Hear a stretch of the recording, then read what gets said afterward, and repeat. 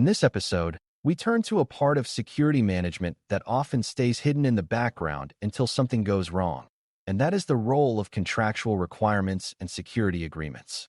Many new learners assume security is shaped mostly by technology decisions, laws, and internal policies, but contracts also play a major role in defining what an organization must protect, what it promises to others, and what happens if those promises are not kept.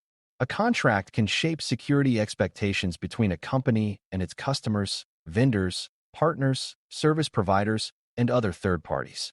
That matters because organizations rarely operate alone. They share data, depend on outside services, connect systems, and outsource important functions, which means security responsibilities often cross organizational boundaries.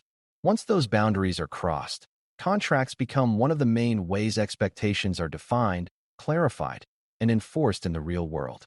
Before we continue, a quick note. This audio course is a companion to our course companion books. The first book is about the exam and provides detailed information on how to pass it best. The second book is a Kindle-only ebook that contains 1,000 flashcards that can be used on your mobile device or Kindle. Check them both out at cyberauthor.me in the Bare Metal Study Guide series. A good starting point is to understand what a contractual requirement actually is in a security context. In simple terms, it is a security-related obligation that an organization agrees to meet as part of a business relationship.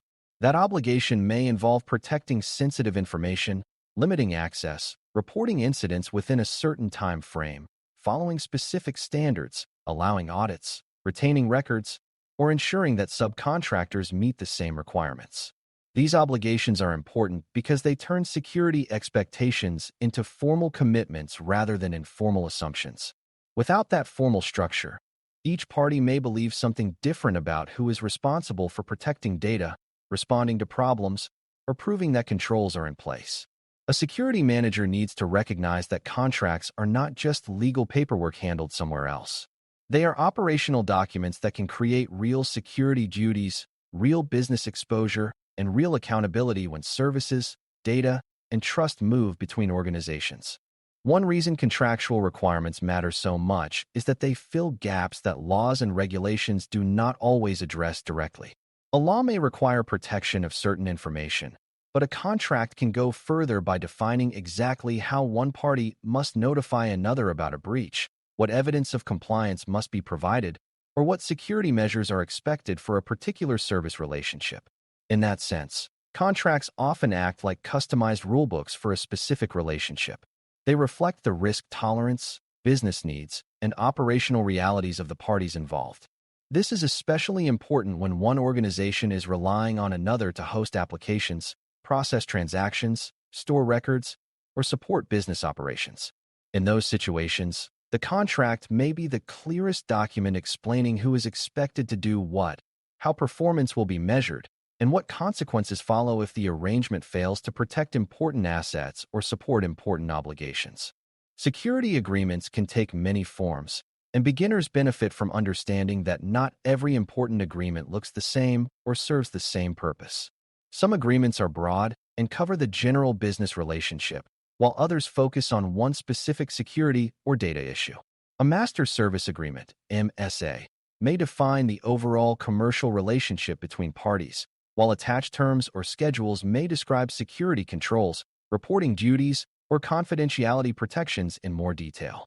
A non-disclosure agreement, NDA, may focus on protecting confidential information exchanged during discussions, projects, or partnerships. A data processing agreement, DPA, may focus more specifically on how personal data is handled, used, stored, transferred, and protected. In healthcare-related environments, a business associate agreement, BAA, may define responsibilities for handling protected health information. These different documents may overlap, but each one exists to reduce ambiguity and define what security means within that relationship. At the heart of most security agreements is the need to protect information according to its sensitivity and importance. Contracts often describe what kinds of information are being shared, how that information may be used, who may access it, and what safeguards are required. This matters because not all data creates the same level of risk. Customer information, financial records, health data, internal strategy documents, intellectual property, and operational details may all require different protections depending on the context. A well-written agreement helps make those expectations visible. It may require encryption, access restrictions, background checks for certain roles, secure disposal practices, logging, or separation of customer data from other environments. For a beginner, the key lesson is that a contract does not magically create security by existing on paper.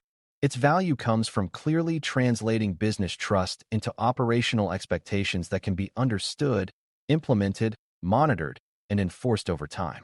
Another major purpose of security agreements is to define shared responsibility. This becomes especially important in relationships where one party provides technology services and another party uses those services to support its own operations. New learners sometimes assume that once data is handed to a vendor or cloud provider, the vendor becomes fully responsible for everything connected to security. Real relationships are rarely that simple. One party may manage infrastructure, another may manage account access, another may classify data, and another may own incident escalation or legal reporting. If those boundaries are not clearly defined, confusion appears exactly where the organization can least afford it.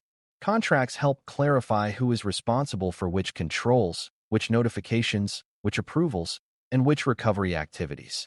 A strong security manager pays close attention to this because unclear responsibility is one of the fastest ways for real risk to hide inside a business relationship without anyone fully owning it. Incident reporting requirements are another area where contracts can have enormous security impact. During a security event, time matters, but confusion about obligations can slow everything down if the agreement does not define expectations clearly. A contract may require one party to notify the other within a certain number of hours after discovering a suspected or confirmed incident. It may describe what information must be shared, who should receive the notification, what cooperation is expected during investigation, and whether external communication is allowed without approval. These details matter because incident response often involves technical teams, legal staff, privacy teams, business leaders, and outside partners all at once. If the contract is vague, one party may wait too long, disclose too little, or assume that someone else is handling the matter. Clear contractual language can reduce that uncertainty and help both parties act faster, which makes security agreements important not only before an incident occurs, but also during the most stressful moments of a real event. Many security agreements also include rights related to review, audit, and assurance. And this is where trust becomes more practical. It is one thing for a vendor to promise that strong controls exist. It is another thing for a customer or partner to have some method of verifying that those controls are really in place. Contracts may allow audits, independent assessments, compliance reports, questionnaires, on-site reviews, or other forms of assurance depending on the sensitivity of the relationship. The purpose is not always to create suspicion. Often it is to create confidence and accountability. Organizations need some way to determine whether the party handling their information or supporting their operations is living up to what was promised. A security manager should understand that assurance rights are not just formalities. They are tools for reducing uncertainty, identifying gaps, and supporting informed decisions about whether a relationship remains acceptable from a security and risk perspective. Another important part of contractual security is the handling of subcontractors and downstream providers. Many services are not delivered by a single organization working alone. A vendor may rely on hosting providers, support providers, data processors, consultants, or other third parties to carry out parts of the service. That creates a chain of trust, and every link in that chain matters. If the main agreement says the vendor must protect data carefully, but the vendor passes key work to another party with weak controls or vague obligations, the original customer still faces the risk. For this reason, contracts often require approval for subcontractors, notice of subcontractor changes, or confirmation that downstream providers are bound by equivalent security requirements. This is an important lesson for beginners because risk does not stop at the first company name on an invoice. Security managers need to think about how responsibilities extend through the supply chain and whether the contractual protections remain strong as services and data move beyond the immediate relationship. Confidentiality is also central to many security agreements, but it is helpful to understand confidentiality as more than simply keeping secrets. In a business relationship, confidentiality means protecting information from unauthorized exposure, misuse, or careless handling in ways that could harm the disclosing party. This may involve design plans, business forecasts, source code, pricing information, customer lists, research data, legal matters, or other non-public information. A confidentiality clause may define what information is covered, how long the obligation lasts, how the information may be used, and what exceptions apply. That matters because misunderstandings in this area can create both business and security problems. If a party does not know what must be protected, how it may be shared internally, or when it must be destroyed or returned, the organization may face preventable exposure. Security managers should see confidentiality language as part of the protection model around information, not merely as a legal sentence tucked away in the back of an agreement. Another valuable concept for beginners is the relationship between contractual requirements and internal controls. A contract may say that certain protections are required, but the organization still needs internal processes to make those protections real.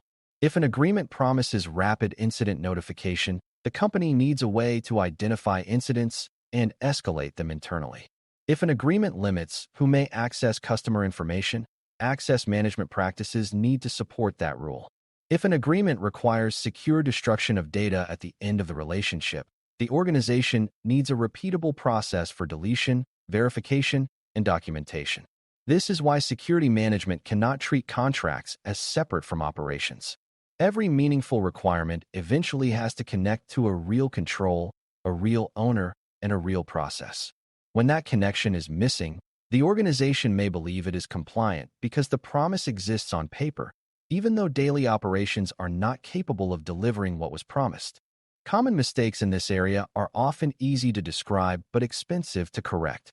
One mistake is signing agreements with broad security language that no one inside the organization is prepared to meet.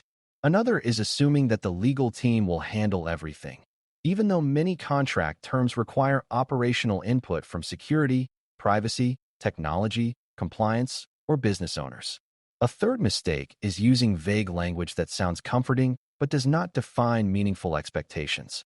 Words such as appropriate, reasonable, or industry standard can be useful in some settings, but by themselves they may leave too much room for disagreement later if the relationship becomes strained. Some organizations also fail to track which contracts contain which obligations, which means important deadlines, audit rights, notification duties, or control commitments get lost after signature. For a security manager, this area requires discipline because a poorly understood contract can quietly create risk long before anyone realizes the promises inside it are not being actively managed.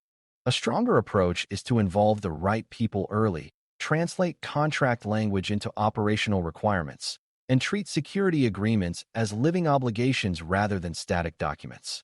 Security leaders should work with legal, procurement, privacy, compliance, technology, and business stakeholders so that security expectations are realistic, aligned with actual risk, and supported by the way services are delivered. Once the agreement is active, the obligations should be assigned to owners who understand what must be done and how success will be measured. This may include tracking review dates, monitoring vendor performance, maintaining evidence for audit requests, preparing for contract renewals, and updating terms when services or risks change. That kind of follow-through matters because a security agreement is only useful if it remains connected to the relationship it is supposed to govern. The security value of a contract comes not from elegant language alone, but from consistent oversight, clear ownership, and ongoing awareness of what has been promised and why it matters. When you step back from the details, the bigger lesson becomes much clearer. Contractual requirements and security agreements are one of the main ways organizations turn trust into defined responsibility when they share information, depend on outside services, or work closely with other parties.